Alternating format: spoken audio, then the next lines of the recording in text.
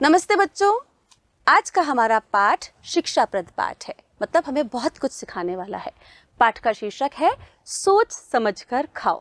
बच्चों, ये पाठ हमें बता रहा है कि हमें क्या क्या खाना चाहिए, कब खाना चाहिए, क्यों खाना चाहिए और खाने के जो विभिन्न पदार्थ हैं जो हम भोजन के रूप में लेते हैं उनसे हमें क्या क्या लाभ मिल सकते हैं।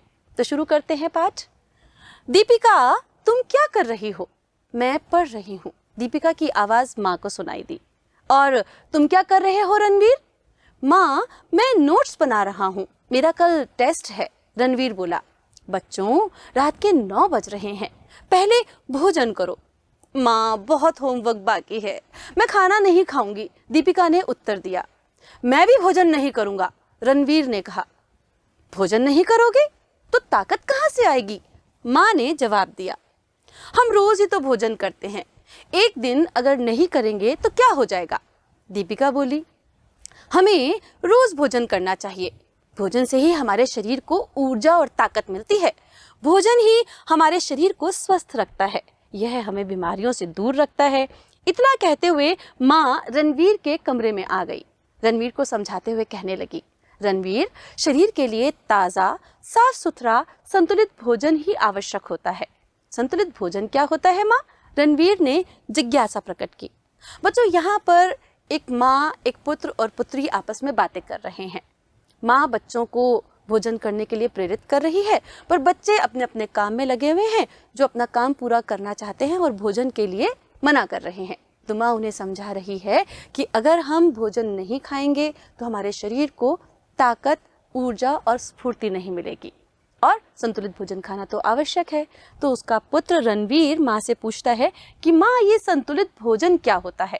तो माँ क्या जवाब देती हैं? भोजन में हम अनेक प्रकार के खाद्य पदार्थ खाते हैं। खाद्य पदार्थ मतलब बच्चों खाने योग्य वस्तुएं।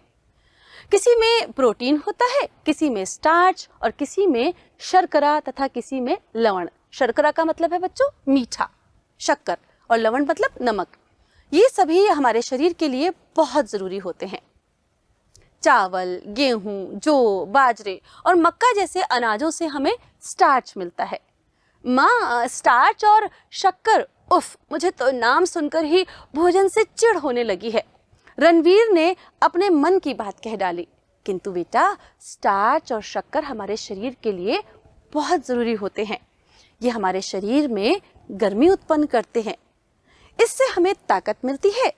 शरीर के लिए सब कुछ जरूरी है, दूध, फल, दालें, घी, मक्खन और हरी सब्जियां।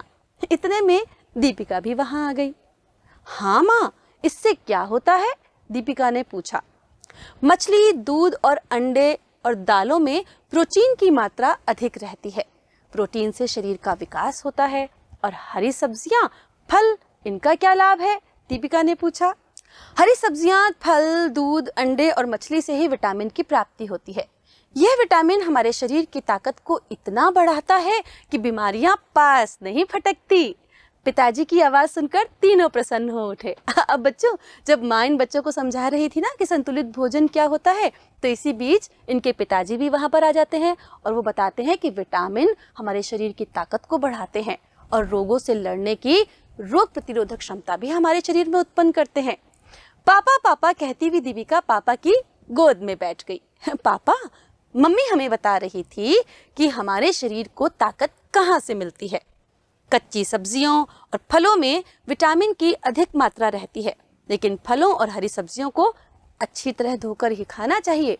बच्चों, हम भी क्या करते हैं, बाजार से जब मम्मी फल लेकर के आती हैं या सब्जियां जैसे गाजर, मूली, खीरा ये सब आते हैं, तो हम उन्हें तुरंत उठाते हैं और खा लेते हैं।